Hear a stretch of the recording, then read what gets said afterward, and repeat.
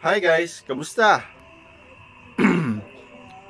Kanina, nung pumunta kami sa hospital ng Inaris, wala pang walang doktor kasi daw may sakit yung doktor. Babalik kami dun sa Huwebes. Kaya mag-i-stay muna ako dito ng matagal. Kaya, ewan, basta. Tapos napakaraming tao sa Inaris, kala nyo ba? Ganun talaga siguro pagka public. Kaya naman magluluto na tayo kasi alas 11 na. Madali lang na may iluluto natin, pero masarap. As in, yummy. Nga pala yun. Alam niyo na, chop suey lang yan. Yung Ricardo nandoon pa kasi sa loob eh. Ipipirito lang muna. Ipipirito lang muna yung tokwa. Tapos bago tayo mag-start. So paano? Mamaya ulit Okay na pala guys, naglagay na ako ng used oil. Piprito na natin tong tokwa. Wait lang. So okay na guys.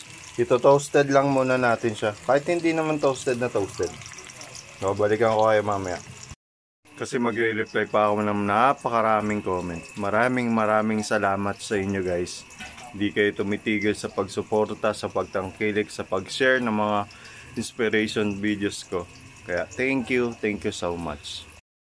Guys, okay na. Pwede natin ito i-ahon para maumpisahan na natin. Kasi anong oras na eh. Wait lang. So guys, okay na. Ayun siya. Tapos naglagay na akong mantika para mag-isa na tayo. Wait lang. Siyempre hindi mawawala ang bawang. Unahin muna natin yan. Palabas natin aroma. Tapos medyo toasted na. Nilagay ko na yung sibuyas. Gigisa ko lang muna yan. Saglit lang. Tapos sinunod ko na yung sili. Siling green lang yung meron dito eh. Yun lang yung marami dito eh. Gigisa ko lang muna yan bago natin ilagay yung gulay. So okay na guys. Nalagay na natin yung mga gulay. Gigisa ko lang muna yan bago natin timplahan. Wait lang. So okay na guys, natimplahan na natin ng oyster, paminta, betchin, tsaka cubes. Wait lang, haluin ko lang yan bago natin lagyan ng tubig.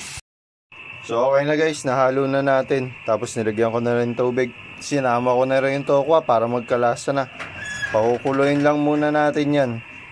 Mga 15 minutes. So guys, mukhang malambot na yung sayote tsaka carrots. Lalagyan muna natin ng cornstarch bago natin ilagay yung yung repolyo. Wait lang. So nalagay ko na yung cornstarch. Haluin ko lang muna sila. Wait. So okay na guys, nagdagdag lang ako ulit ng sauce kasi lumapot ng gusto. Lalagay na natin to. Wait lang. So okay na guys, nalagay na natin yung repolyo. Hahaluin ko lang muna yan bago ko sabihin na so paano guys? Nakaluto na tayo. Ayun Nilakasan ko yan po para mabilis maluto yung repolyo. So paano? Tara, kain tayo. Wala pang alas 12.